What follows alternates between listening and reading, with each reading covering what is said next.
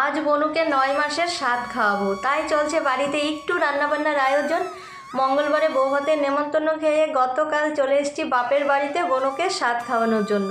তো মনে মনে আগে থেকে ভেবেই রেখেছিলাম যদি বিয়ে বাড়িতে আসি তাহলে বনুকে একবারে স্বাদ খাইয়ে তারপরে বাড়ি ফিরবো। তো লোকে বলে না যে রথ দেখা হলো আর কলা বেচাও হলো, তো আমার অবস্থাও সেই রকম। একবারে দুটো কাজেই আমার হয়ে গেল, ওইদিকে বিয়ের নেমন্তন্ন রাখাও হয়ে গেল, এইদিকে আবার বনুকে স্বাদ খাওয়ানোটাও হয়ে যাবে। তো রান্নাঘরে কাজ করতে করতে একটু বাইরে চলে এলাম, দেখি তোজোটা কোথায়। এই যে সাইকেল নিয়ে সাইকেল চালানো শুরু করে দিয়েছে। মামার বাড়ি এখন আসার পরে এই মামার সাইকেল নিয়ে বেরিয়ে পড়ে।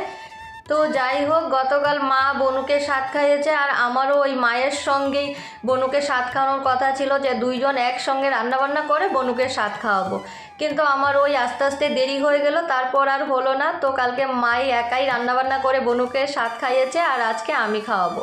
সকালবেলা ভাইকে দিয়ে বাজারটা করে নিয়েছি আর সে সুন্দরভাবে বাজারটা করে দিয়েছে, যা যা বলেছি সব কিছুই সুন্দরভাবে এনেছে।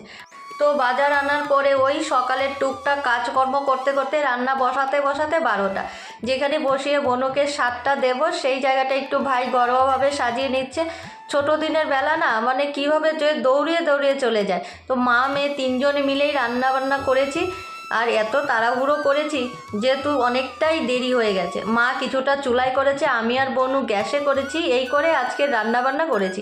তো তিনজনে মিলে রান্না করেছি 5 রকমের ভাজা, বড়া, শাক, মিক্স ভেজিটেবল, পনির, পোলাও, তারপর হচ্ছে মাংস, পায়েস, চাটনি আর ফুলকপি আলু ডালের বড়া দিয়ে একটা রসা, আর সাথে রয়েছে ওই দই আর 5 রকমের মিষ্টি, সাথে একটা আপেলও কেটে দিয়েছি।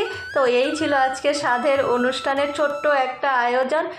তো সবাই আপনারা আশীর্বাদ করবেন তারা দুইজনেই যেন ভালো থাকে, সুস্থ থাকে আর সব কিছু যেন ভালোভাবে হয়। তো এবার সে খাওয়া দাওয়াটা করে নিক, এইদিকে অনেকটাই বেলা হয়ে গেছে। তাহলে চলুন ভিডিওটি এখানে শেষ করছি। আপনারা সবাই ভালো থাকবেন, সুস্থ থাকবেন। আবার আপনাদের সাথে দেখা হচ্ছে নতুন একটা ভিডিওতে।